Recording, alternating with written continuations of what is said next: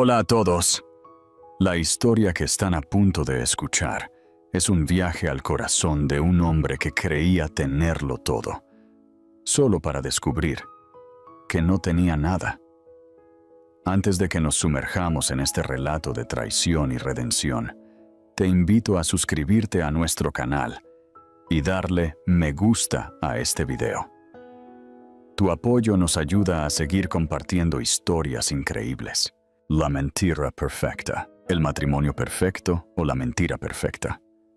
¿Qué pasa si el matrimonio de tus sueños fue, en realidad, la pesadilla más elaborada? Suscríbete ahora para desentrañar este oscuro secreto. Arturo Soler, un magnate inmobiliario hecho a sí mismo, lo tenía todo. Una impresionante mansión en la costa de Barcelona, un negocio en auge y una hermosa esposa embarazada, Elena Ruiz. Pero en una noche de lluvia torrencial, Elena desaparece sin dejar rastro. Mientras toda la ciudad contiene la respiración, Arturo y su amante, Sofía Marín, brindan por un futuro finalmente libre de obstáculos. Creen que su secreto está a salvo. Creen que han cometido el crimen perfecto. Pero olvidaron un pequeño detalle.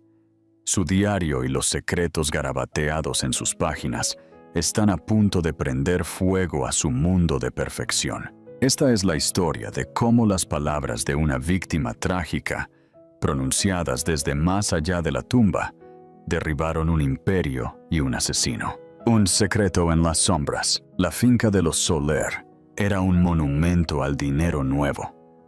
Una mansión de estilo contemporáneo, de cristal y piedra blanca, encaramada precariamente en un acantilado con vistas al Mediterráneo. Desde la piscina infinita, que se mezclaba a la perfección con el horizonte, se podían ver los barcos navegando por el mar. Arturo Soler adoraba esa vista. Es la vista de un rey, se decía a menudo mientras contemplaba su reino. Y Elena Ruiz, su esposa de 5 años, se suponía que era su reina. Elena era hermosa, con esa elegancia tranquila que hacía que otras mujeres se sintieran instantáneamente inseguras. Había sido bibliotecaria cuando se conocieron, una mujer tranquila y estudiosa, que parecía una pareja improbable para el descarado y ambicioso Arturo. Pero él la había cortejado con la misma intensidad y determinación que aplicaba a sus negocios, y ella se había dejado llevar por su carisma y sus promesas de una vida sobre la que solo había leído en las novelas. Ahora, con 7 meses de embarazo de su primer hijo, se encontraba viviendo en una jaula dorada. El silencio de las vastas y minimalistas habitaciones amplificaba el vacío que sentía por dentro. El embarazo había sido idea de Arturo, otra adquisición para completar la imagen de su vida perfecta. Él había estado eufórico, organizando una lujosa fiesta donde anunció la noticia a sus amigos, como si él mismo hubiera concebido al niño por pura fuerza de voluntad. Elena había sonreído hasta que le dolieron las mejillas, con la mano apoyada en su vientre hinchado, un recipiente para el legado de su marido. Pero últimamente, una creciente inquietud se había apoderado de ella. Arturo estaba más distante que nunca, su teléfono perpetuamente pegado a su mano, sus viajes de negocios más frecuentes, sus explicaciones más vagas. Llegaba a casa tarde, con el olor de un extraño perfume floral aferrado a su ropa, un olor que definitivamente no era el suyo. Cuando ella le preguntó suavemente al respecto, él se rió, llamándola paranoica, un efecto secundario de las hormonas del embarazo. Le levantaba la barbilla, la besaba en la frente y le decía que la amaba. Sus ojos tan fríos y vacíos como las paredes de cristal de su casa. El nombre del perfume, lo descubriría Elena, era Black Orchid, y la mujer que lo llevaba era Sofía Marín. Sofía era todo lo que Elena no era. Una artista apasionada y fogosa, con una melena salvaje de rizos oscuros y una risa que podía llenar una habitación. Era una estrella en ascenso en el mundo del arte. Sus lienzos abstractos se vendían a precios astronómicos. Arturo se había convertido en su mecenas más devoto, un hecho que no se molestó en ocultar. Se jactaba de su descubrimiento, organizando exposiciones exclusivas y presentándola a su círculo de inversores ricos. Hablaba de su talento con una reverencia que Elena nunca le había oído usar para nada más que para una cartera de valores. Elena solo había conocido a Sofía una vez, en una gala benéfica. Arturo había insistido en que fuera, a pesar de su avanzado embarazo.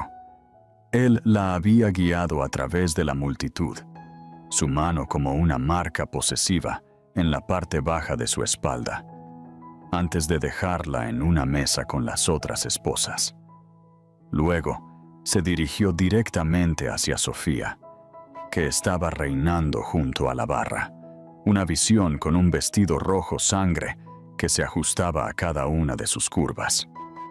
Elena los observó toda la noche, un nudo de hielo formándose en su estómago. Vio la forma en que Arturo la miraba, la forma en que se inclinaba cerca, sus labios rozando su oreja mientras le susurraba algo que la hizo echar la cabeza hacia atrás y reír. Era una mirada de deseo crudo y sin reservas, una mirada que no le había dado a Elena en años. Esa noche, Elena comenzó un diario. Era un simple libro de cuero que tenía desde la universidad. Sus páginas una vez llenas de citas literarias y sueños de viajar por el mundo. Ahora se convirtió en su confidente, el guardián silencioso de sus miedos. 12 de octubre. Arturo estuvo con ella de nuevo esta noche. Lo llamó una reunión de inversores de última hora, pero llegó a casa oliendo a trementina y orquídea negra. Cree que no lo sé, o tal vez simplemente no le importa. Me mira a través de mí estos días, como si ya fuera un fantasma. A veces, me siento como uno. 25 de octubre. Hoy vi su coche, un clásico descapotable rojo. Estaba estacionado a 2 calles de la oficina de Arturo en el centro, la que él afirma que rara vez usa. Me senté en mi coche durante 1 hora, mirando el edificio, mi corazón latiendo contra mis costillas. Me sentí como una tonta patética y embarazada. ¿Por qué no puedo simplemente confrontarlo? Porque tengo miedo de lo que dirá, miedo de lo que hará, miedo de estar sola. Sus entradas se volvieron más desesperadas a medida que pasaban las semanas. Documentó las llamadas nocturnas, las coartadas endebles, las crecientes facturas de tarjetas de crédito, de hoteles boutique y tiendas de diseñadores en las que nunca había puesto un pie. Estaba construyendo un caso, aunque no sabía para qué. ¿Un divorcio? Él la aplastaría. Arturo Soler no perdía. El punto de inflexión llegó a principios de diciembre. Arturo anunció que tenía que volar a Argentina para un viaje de negocios urgente. La besó para despedirse en la puerta, un beso superficial en la mejilla, diciéndole que se cuidara a sí misma y al pequeño. Al día siguiente, mientras se desplazaba por las redes sociales, un hábito que había adquirido para llenar las horas vacías, lo vio. Una foto publicada por uno de los amigos de Sofía. Era una foto de grupo en una playa bañada por el sol. En el fondo, inconfundible contra el agua turquesa, había un hombre con el perfil de Arturo, su brazo posesivamente alrededor de los hombros de Sofía. La leyenda decía: el ajetreo del arte. Marbella ha sido un sueño. especialmente con estos dos tortolitos. El teléfono se deslizó de los dedos entumecidos de Elena, cayendo al suelo de mármol. Había mentido con tanta facilidad, tanta despreocupación. La traición fue un golpe físico que le quitó el aire de los pulmones. No era solo una aventura, era una vida completamente diferente la que él estaba viviendo. Una vida que no la incluía a ella ni a su hijo por nacer. En ese momento, algo dentro de ella cambió. El miedo que la había paralizado durante meses comenzó a convertirse en una determinación fría y dura. No iba a permitir que la desechara sin más. Ella era más que un fantasma en una casa de cristal.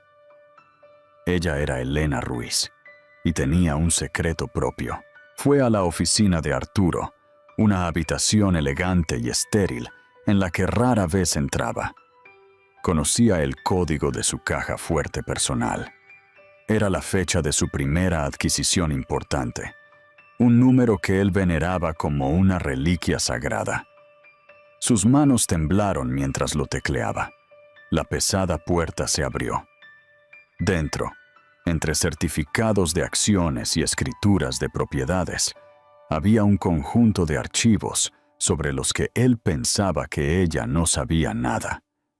Archivos que detallaban cuentas en el extranjero, empresas fantasma y un patrón de fraude sistemático que había construido el Imperio Soler sobre una base de mentiras. Ella se había topado con ellos por accidente hace meses mientras buscaba una póliza de seguro. Entonces no había entendido la compleja red de transacciones, pero sabía que era ilegal. Sabía que era el tipo de secreto que podría destruirlo. Y ahora, finalmente tenía una razón para usarlo. Pasó los siguientes 2 días fotografiando meticulosamente cada documento con su teléfono. Su corazón latía con una mezcla de terror y euforia. Esta era su ventaja, su plan de escape. Su última entrada en el diario fue escrita la noche antes de que Arturo regresara. 8 de diciembre. Vuelve a casa mañana. La mentira sobre Argentina será la primera de muchas que tendré que soportar, pero no por mucho tiempo. Cree que soy débil. Cree que soy una tonta. No tiene idea de lo que soy capaz. Está a punto de descubrirlo. Esto ya no es solo sobre la aventura. Se trata de la supervivencia. La de mi bebé y la mía. Tengo un plan. Rezo para ser lo suficientemente fuerte para llevarlo a cabo. Cerró el diario, lo metió en su bolso y se fue a la cama. Por primera vez en mucho tiempo, no se sentía como un fantasma. Se sentía como una tormenta que reunía fuerza justo más allá del horizonte y estaba a punto de llegar a tierra. ¿Crees que Elena hizo lo correcto al buscar las pruebas? ¿O debería haberse enfrentado a Arturo de otra manera? Comparte tu opinión en los comentarios. Crimen de sangre fría. La lluvia comenzó justo después del anochecer. Un aguacero implacable que azotó las paredes de cristal de la mansión Soler. Era la noche del 9 de diciembre. Arturo había estado en casa menos de 6 horas. Había entrado con un ramo de lirios dorados, fúnebres y empalagosamente dulces, y una historia sobre un trato que había ido tan bien en Argentina que había decidido celebrar con un rápido desvío a Marbella en su camino de regreso. Ni siquiera tuvo la decencia de mirarla a los ojos cuando lo dijo. Elena hizo su papel, la esposa dócil y un poco nerviosa. Sonrió, le dio las gracias por las flores y le preguntó por su vuelo. Se movió por la cocina, preparando la cena. Su cuerpo era un recipiente lento y deliberado de calma maternal, mientras que por dentro, sus nervios estaban tan tensos como el alambre de un piano. Su bolso, que contenía el diario y la evidencia condenatoria en su teléfono, Estaba en el asiento del pasajero de su coche en el garaje. Su plan era simple: confrontarlo después de la cena, usar la evidencia como un escudo y exigir un divorcio tranquilo y generoso. Ya había contactado a una abogada, una mujer feroz especializada en divorcios de alto riesgo, y tenía una consulta preliminar programada para la semana siguiente. Pero la cena nunca se sirvió. Mientras sacaba un asado del horno, Arturo entró en la cocina, vestido para salir. Llevaba un traje de carbón a medida y un nuevo reloj obscenamente caro. El olor de su colonia, una fragancia cítrica y fuerte, llenaba el aire, mezclándose con el aroma del romero asado. «Cambio de planes, Elena», dijo, sin mirarla mientras se ajustaba la corbata en el reflejo del refrigerador de acero inoxidable. «Algo surgió en la oficina, una crisis. Tengo que irme». «¿Una crisis?», preguntó ella. La voz apagada. «¿A las 8 de un sábado por la noche?». Finalmente se volvió hacia ella. Su rostro era una máscara de impaciencia molesta. «Sí, una crisis.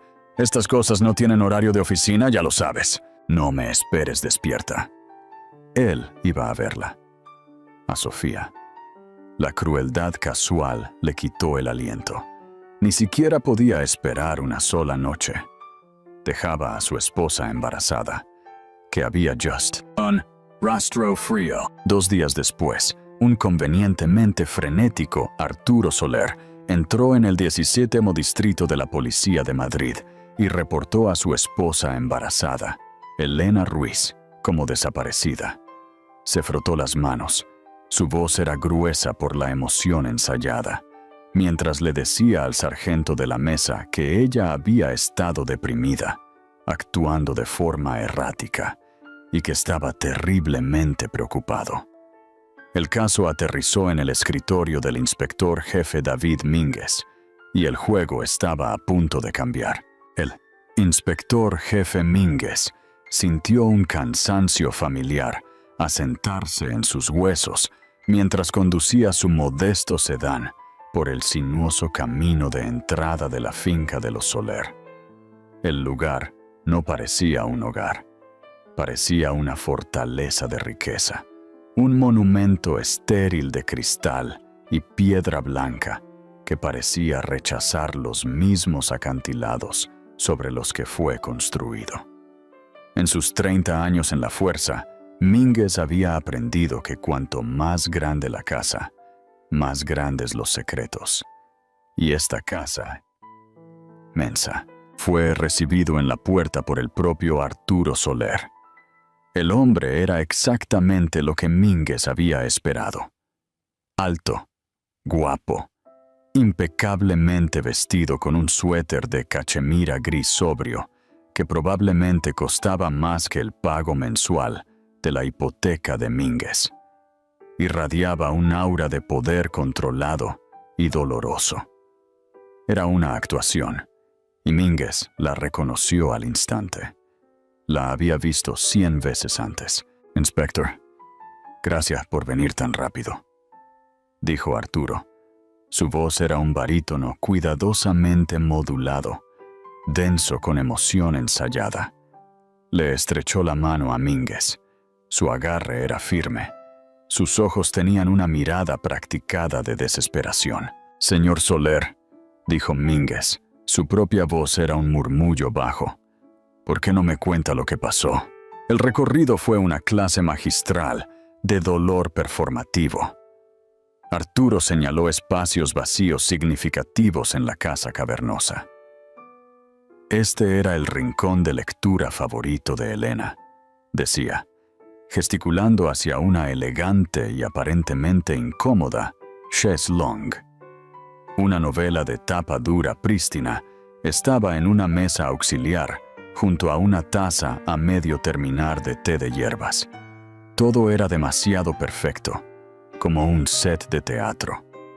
Mínguez notó que no había fotografías personales, ningún desorden de una vida vivida, solo arte curado y muebles caros. El aire estaba frío, con un leve olor a limpiador de limón y el empalagoso y fúnebre olor de los lirios blancos, que se alzaban rígidamente en un jarrón gigante en la entrada. «Simplemente no lo entiendo», dijo Arturo, deteniéndose para frotarse las sienes. Estaba tan emocionada con la bebé. Un poco hormonal, tal vez. De mal humor. Pero no es propio de ella simplemente huir. «¿Cuándo fue la última vez que la vio, señor Soler?» La pregunta de Mínguez fue casual, pero sus ojos eran agudos, catalogando las ausencias. «El sábado por la noche», respondió Arturo con suavidad. «Tuve que ir a la oficina. Una emergencia de última hora con nuestros mercados asiáticos. Le dije que no me esperara despierta. Cuando llegué a casa, alrededor de las 2, ella se había ido. Su coche se había ido. Simplemente asumí que había salido a dar una vuelta para despejarse. Tuvimos un pequeño desacuerdo, nada importante.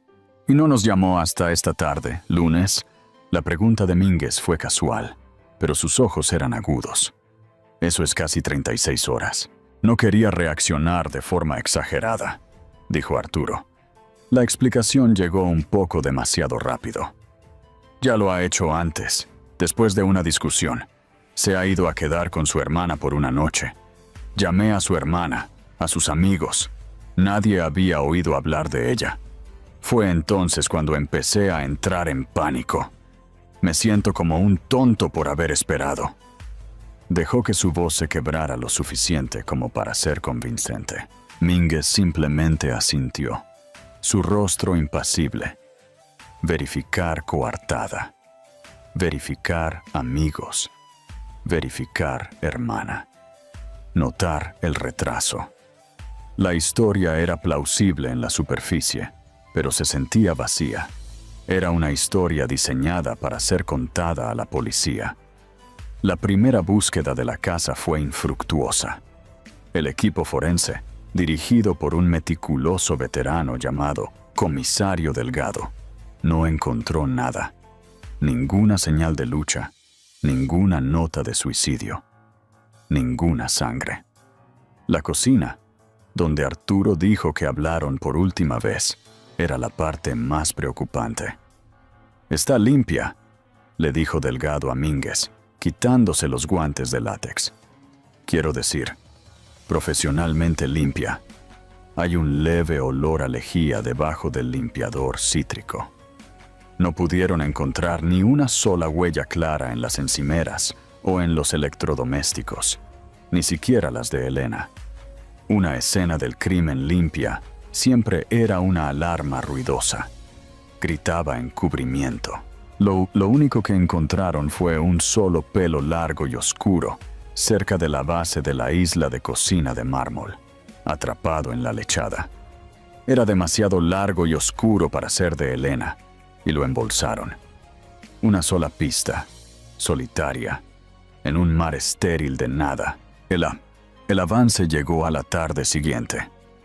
Una patrulla que revisaba las matrículas en el aeropuerto de Barajas de Madrid obtuvo una coincidencia con el Mercedes plateado de Elena. Estaba estacionado en el cuarto nivel del laberíntico estacionamiento de larga duración. El aire en el garaje era espeso con el olor a escape y aire viciado y reciclado. Mínguez supervisó al equipo forense mientras descendían sobre el vehículo. También estaba limpio. El volante, la palanca de cambios, las manijas de las puertas, todo limpiado a conciencia. El boleto en el salpicadero tenía la marca de tiempo de las 11:47 p.m. del sábado por la noche. Otro callejón sin salida. La escena estaba perfectamente preparada para sugerir a una mujer huyendo de su vida, tomando un avión a cualquier lugar. Pero Arturo Soler, a pesar de su meticulosa planificación, había cometido un error colosal de juicio. Un detective, un joven y agudo oficial llamado Agente Chen, llamó desde el lado del pasajero del coche. «¿Querrá ver esto?» Allí, En el lujoso cuero del asiento del pasajero, casi escondido en la tenue luz, había un bolso simple, de cuero y de aspecto caro. Parecía imposible que una mujer con prisa por huir olvidara su bolso. El cansado corazón de Mínguez dio un fuerte golpe contra sus costillas. Este era el error. De vuelta en el distrito, bajo el resplandor estéril de las luces del laboratorio, inventariaron cuidadosamente el contenido del bolso. Era una ventana a la vida de Elena, una billetera que contenía unos pocos cientos de euros en efectivo y una fila de tarjetas de crédito, un juego de llaves, un tubo de lápiz labial caro, un frasco de vitaminas prenatales y una novela de bolsillo. Y luego, en el fondo, envuelto en una funda protectora de plástico, había un simple diario de cuero. Mínguez manejó el diario como si fuera un artefacto sagrado. Lo abrió con cuidado. Las páginas olían ligeramente a papel viejo y a un ligero perfume floral que ahora asociaba con el fantasma de Elena Ruiz. Comenzó a leer, y la fachada cuidadosamente construida de Arturo Soler comenzó a desmoronarse. Leyó durante horas, ignorando los teléfonos que sonaban y el parloteo de la sala de escuadrones. Leyó sobre la aplastante soledad de Elena, su creciente miedo a su marido, su metódica documentación de sus mentiras, y luego llegó a un nombre escrito una y otra vez: Sofía Marín. El diario detallaba las llamadas nocturnas, el olor a trementina y perfume en la ropa de Arturo, el descubrimiento de la aventura. La siguiente parada de Mínguez fue el loft de Sofía Marín. El distrito de almacenes reformados era un mundo alejado de la perfección, cuidada de la finca Soler. La encontró trabajando en un lienzo masivo y violento, salpicado de pintura, su ropa y manos manchadas. Era llamativa, irradiando la intensa y concentrada confianza de una artista. Hizo el papel de la conocida preocupada, su ceño fruncido con simpatía artística. «Es simplemente trágico», dijo, limpiándose las manos en un trapo, el espeso olor a pintura al óleo en el aire. «Pobre Elena. Apenas la conocía, por supuesto. Conozco a Arturo a través de mi trabajo. Es un hombre maravilloso y generoso. No puedo imaginar por lo que debe estar pasando». «¿Cuándo fue la última vez que vio al señor Soler?», preguntó Mínguez, su tono engañosamente casual. «Oh, déjeme pensar», dijo, inclinando la cabeza en un gesto que parecía ensayado. «Debe haber sido la semana pasada, antes de su viaje. Vino a ver una nueva pieza. ¿No el sábado por la noche?», preguntó Mínguez, observando su rostro de cerca. Por una fracción de segundo, un destello de pánico puro cruzó sus facciones antes de que pudiera controlarlo. «¿El sábado?», se rió, un sonido un poco demasiado agudo. «No, estaba aquí, inmersa en mi trabajo. Estuve sola toda la noche». Mínguez dejó que una pequeña sonrisa sin humor tocara sus labios. Era una farsa completa, un tiro a ciegas, pero su instinto le dijo que daría en el blanco. Eso es gracioso, porque tenemos un testigo que vio el coche del señor Soler estacionado justo afuera de su edificio durante varias horas el sábado por la noche. Es difícil confundir un coche como el suyo. Era una completa mentira, pero ella no lo sabía. Sofía palideció visiblemente. El color se le fue del rostro, dejando su piel del color amarillento de un lienzo sin preparar. Eso es imposible», tartamudeó. «Su testigo debe estar equivocado. Hay muchos coches». Mínguez no presionó. No necesitaba hacerlo. Había visto la verdad en sus ojos. La dejó de pie, inmóvil en medio de su estudio, como un ciervo atrapado en los faros. De vuelta en su coche, las luces de la ciudad se difuminaron a través del parabrisas empapado por la lluvia. Mínguez sintió que las piezas del caso encajaban. Un marido mentiroso, una amante mentirosa, una coartada coordinada. Faltaba un cuerpo, pero podía oler un asesinato en el aire. Esa noche, de vuelta en su escritorio, se dirigió a las últimas páginas del diario, las que Elena había escrito en los últimos días de su vida. Y fue entonces cuando el caso estalló. Leyó sobre la caja fuerte, los archivos, las empresas fantasma, el fraude sistemático. Leyó su declaración de guerra. Cree que soy débil, cree que soy una tonta, no tiene idea de lo que soy capaz. Está a punto de descubrirlo. Esto ya no es solo sobre la aventura. Se trata de la supervivencia. A Mínguez se le heló la sangre. Esto no era un simple triángulo amoroso que había estallado en violencia. Esto era una ejecución. Arturo Soler no había matado a su esposa porque ella había descubierto a su novia. La había matado porque ella había encontrado la llave de su reino fraudulento y estaba a punto de prenderle fuego. Elena Ruiz no había sido solo una esposa despreciada. Había sido una amenaza para todo su imperio. Agarró el teléfono, con los nudillos blancos, y marcó la oficina del fiscal de distrito. «Soy Mínguez», dijo. Su voz era un gruñido bajo y sombrío. «Necesito una orden financiera completa para Arturo Soler, sus negocios y cada empresa fantasma que haya tocado. Nuestra persona desaparecida ahora es la víctima en una investigación de homicidio. Y creo que estamos a punto de descubrir uno de los mayores fraudes financieros que esta ciudad ha visto en años». El diario había abierto la puerta. Ahora era el momento de derribarla de una patada y ver qué monstruos se escondían en la oscuridad. ¿Crees que un solo error, como dejar el diario, puede arruinar una vida? Comparte tu opinión en los comentarios. Justicia servida. El diario de cuero yacía en el escritorio del inspector jefe Mínguez como una bomba de tiempo. Bajo las duras y zumbantes luces fluorescentes de la sala de escuadrones, se sentía menos como un objeto y más como una presencia.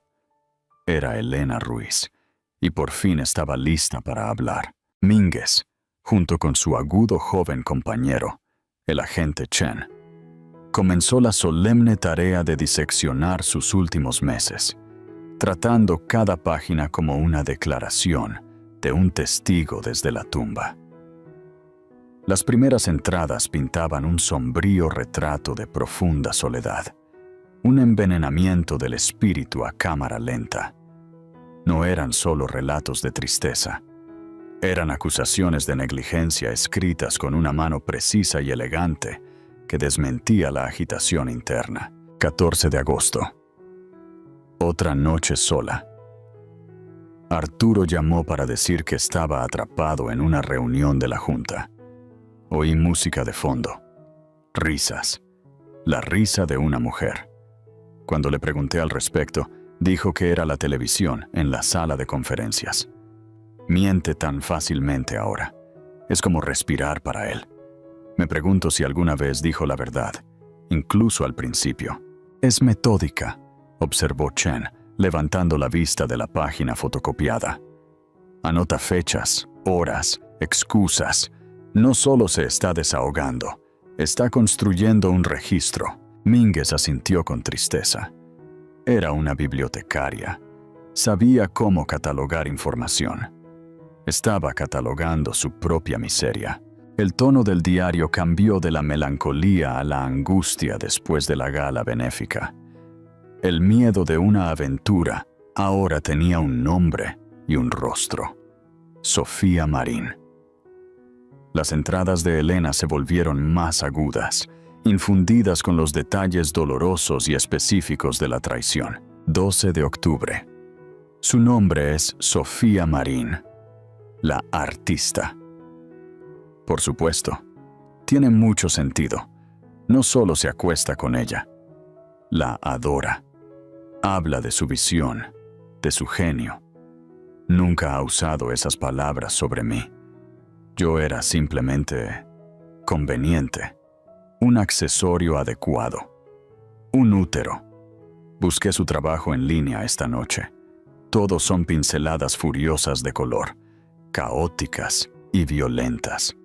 ¿Es eso lo que ve en ella? ¿Un reflejo de su propia alma? ¿O simplemente un fuego para calentarse mientras yo me congelo en este palacio de cristal? Pero la verdadera bomba llegó en las últimas y fatídicas entradas. El descubrimiento de los archivos en la caja fuerte de Arturo transformó el diario de una crónica de un corazón roto en la piedra angular de una importante investigación criminal. La voz de Elena cambió. Su miedo fue reemplazado por una determinación fría y electrizante. Este ya no era el diario de una víctima, sino el registro de campo de una combatiente. 7 de diciembre. Los tengo. Todos ellos. Los archivos de la caja fuerte.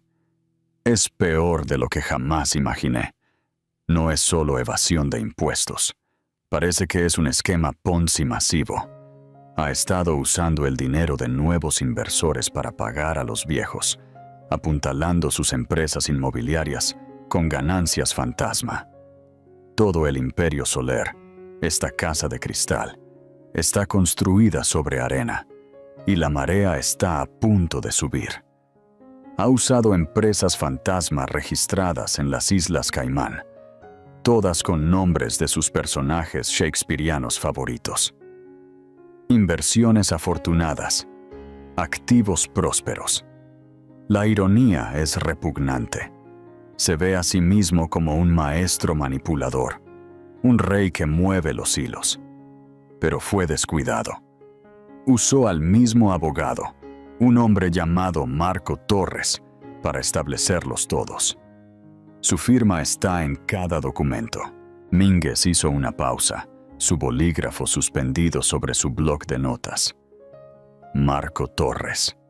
Subrayó el nombre 3 veces. «Consígueme todo sobre este tipo», le dijo a Chen, «y busca a una abogada llamada Sara Molina que se especializa en contabilidad forense». Elena habló con ella. Las siguientes páginas contenían una lista meticulosamente transcrita de números de cuenta, fechas de transacciones y entidades corporativas. Era una hoja de ruta detallada de la empresa criminal de Arturo. Elena no solo había encontrado el arma, sino que también había proporcionado el informe de balística. El punto del equipo se movió con renovada urgencia. La orden financiera, tramitada rápidamente por un juez que vio la escala potencial del fraude, se emitió al amanecer. Mínguez envió a 2 de sus detectives más experimentados, un par de veteranos canosos llamados O'Malley y Díaz, a visitar a Marco Torres. La oficina de Torres estaba en el último piso de un rascacielos del centro, una sinfonía de caoba pulida y éxito engreído. Recibió a los detectives con la untuosa confianza de un hombre que se creía intocable.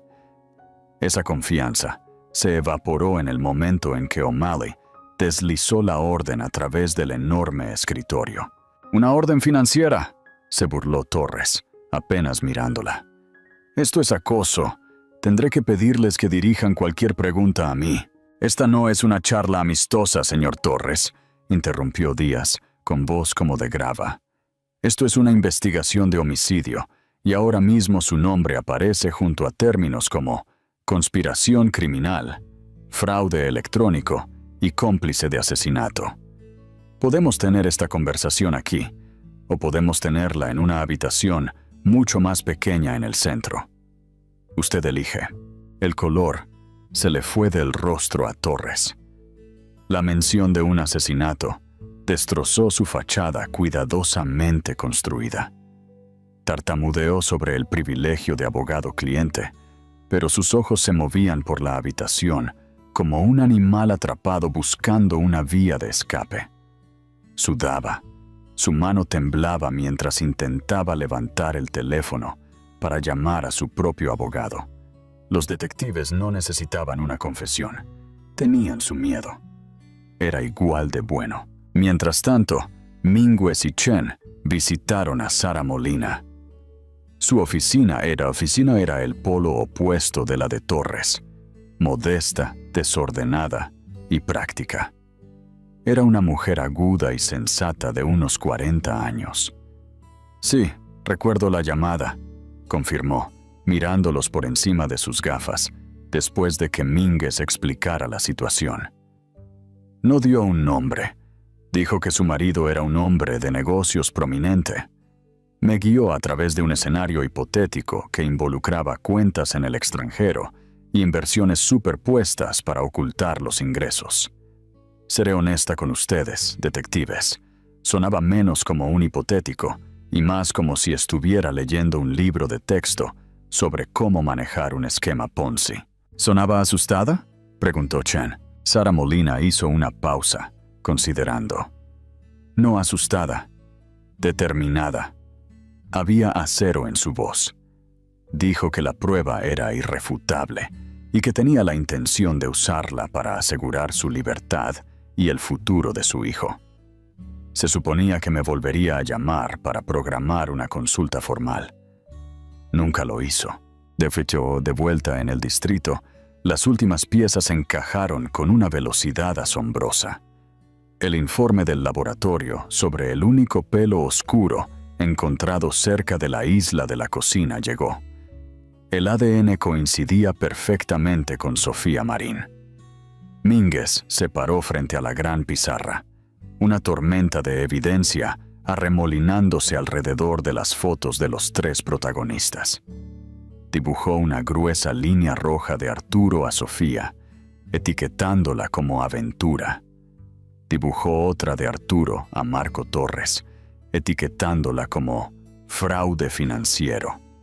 Luego dibujó un círculo alrededor de la foto sonriente de Elena, y de ella, flechas que apuntaban a cada pieza del rompecabezas. Ella era el centro. Ella era la que lo conectaba todo. Así que aquí está nuestra línea de tiempo, dijo Mínguez, caminando frente a la pizarra, su voz baja e intensa. Elena descubre la aventura. Eso es un motivo para el divorcio, pero luego descubre el fraude. Eso es un motivo para el asesinato.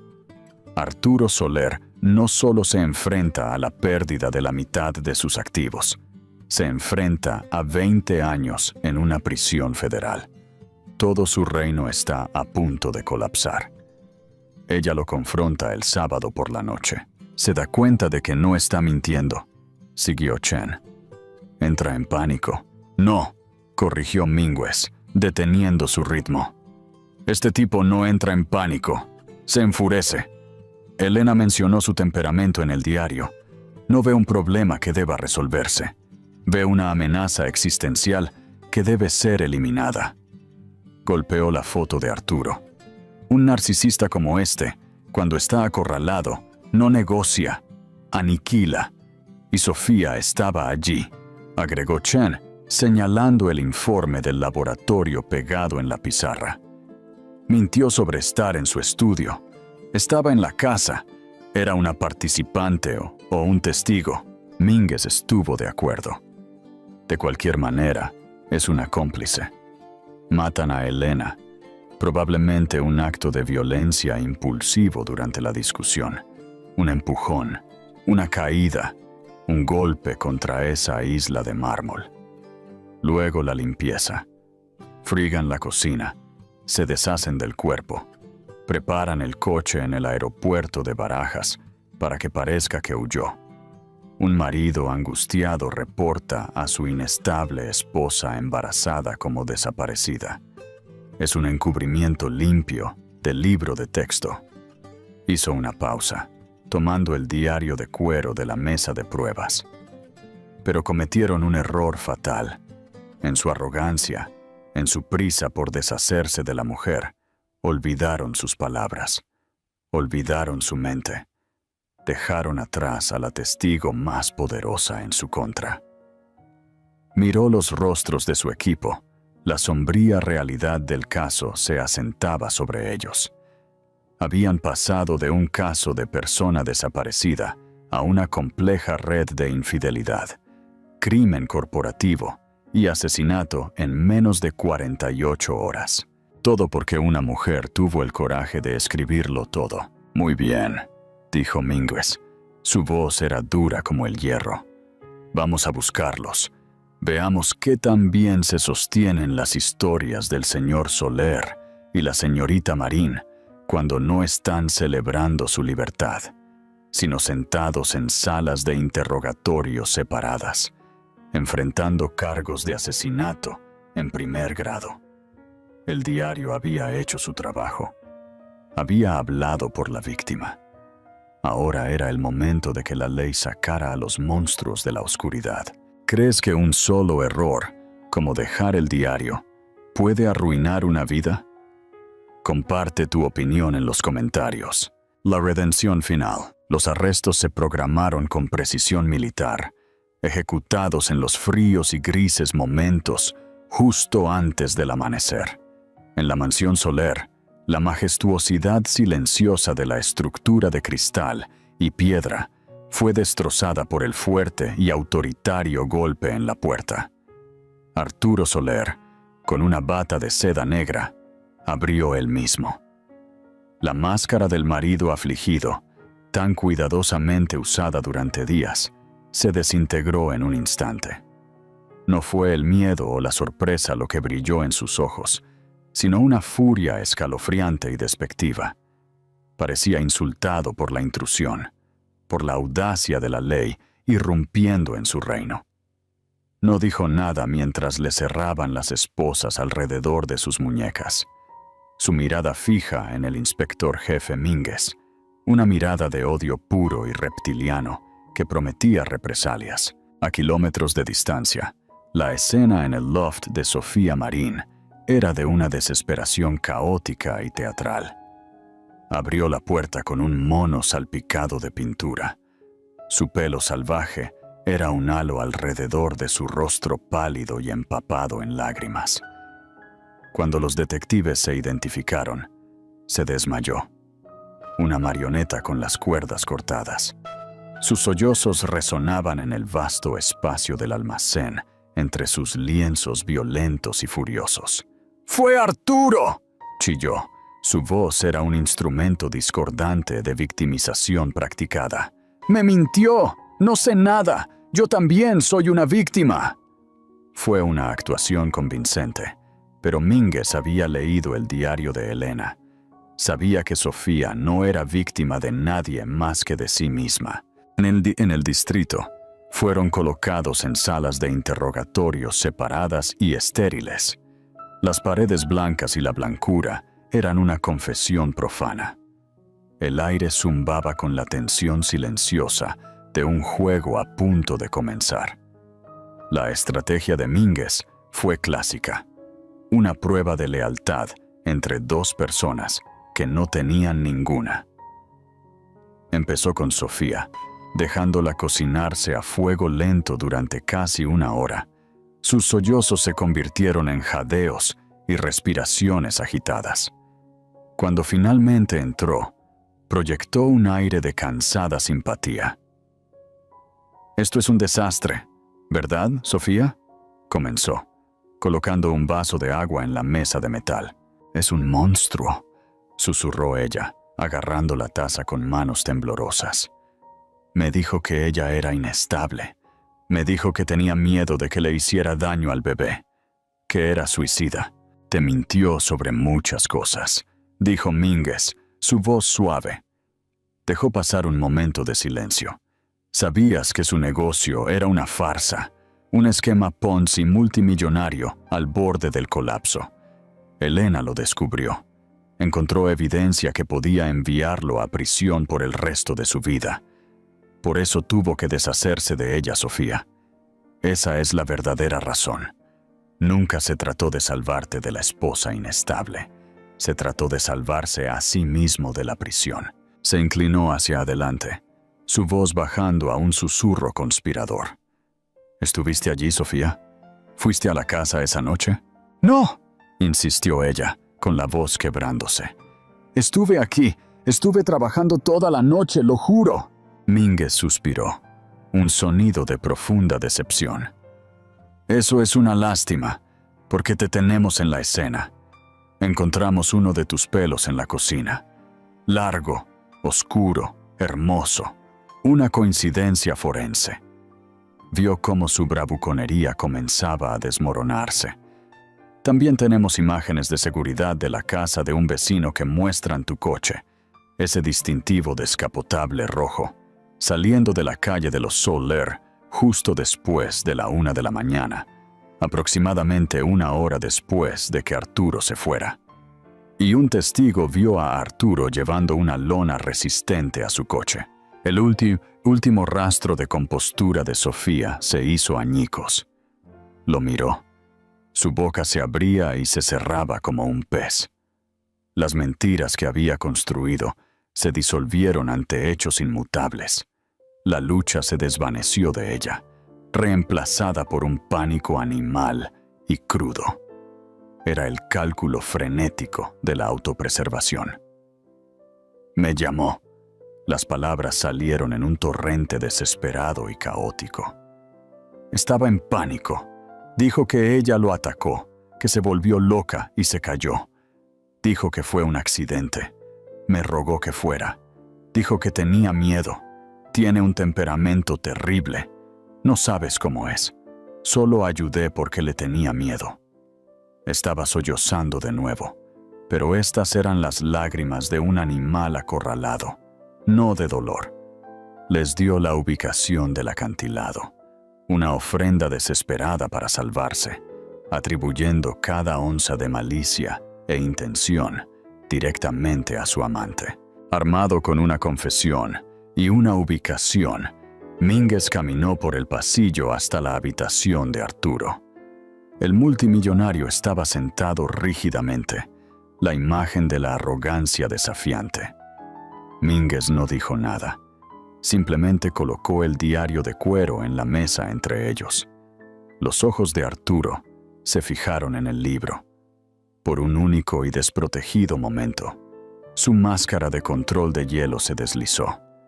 Fue un destello de pavor puro y sin adulterar. La única variable que no había logrado controlar. El único detalle que había pasado por alto en su limpieza meticulosa y en pánico. Lo encontramos, Arturo, dijo Mínguez, su voz tranquila, pero con el peso de la perdición. En su bolso, en su coche en el aeropuerto. Cometiste un error. Olvidaste su diario. Mínguez abrió el libro. No en la última página, sino en una entrada de meses antes. Leyó en voz alta las palabras de Elena sobre su soledad, sobre sentirse como un fantasma en su propia casa, sobre sus esperanzas para la bebé. Luego se dirigió a otra, su relato de la humillación que sintió en la gala, al verlo con Sofía. Su voz era plana, desapasionada, dejando que las palabras de Elena llenaran la habitación estéril. Finalmente, se dirigió a la última entrada y leyó su premonición en voz alta, su miedo a su temperamento, su promesa de no ser silenciada. Cuando terminó, el silencio era algo físico que los oprimía. Tu novia está en la habitación de al lado, dijo Mínguez de forma coloquial. Ha confesado todo. Le está pintando un cuadro muy detallado al fiscal de distrito, un cuadro de un asesino a sangre fría que la manipuló y la obligó a ayudar a encubrir el asesinato de su esposa embarazada. Se está salvando a sí misma en Arturo. Te entregó para salvar su propio pellejo. La mandíbula de Arturo era un nudo de granito. Sus nudillos estaban blancos donde agarraba el borde de la mesa. Era un rey cuyo castillo acababa de ser asaltado, cuyos súbditos lo habían traicionado, y fue este pequeño e insignificante libro el que lo había hecho derrumbarse todo. Su tranquila y obediente esposa había sido la arquitecta de su destrucción, pero la historia, Mínguez pronto se enteraría, tenía un último capítulo asombroso. Mientras los equipos de buceo recuperaban el cuerpo de Elena del Mar Implacable y la oficina del fiscal de distrito celebraba su caso hermético, algunos cabos sueltos comenzaron a molestar al inspector. El informe del médico forense aterrizó en su escritorio. La causa de la muerte fue, como se esperaba, un traumatismo por fuerza contundente en la cabeza.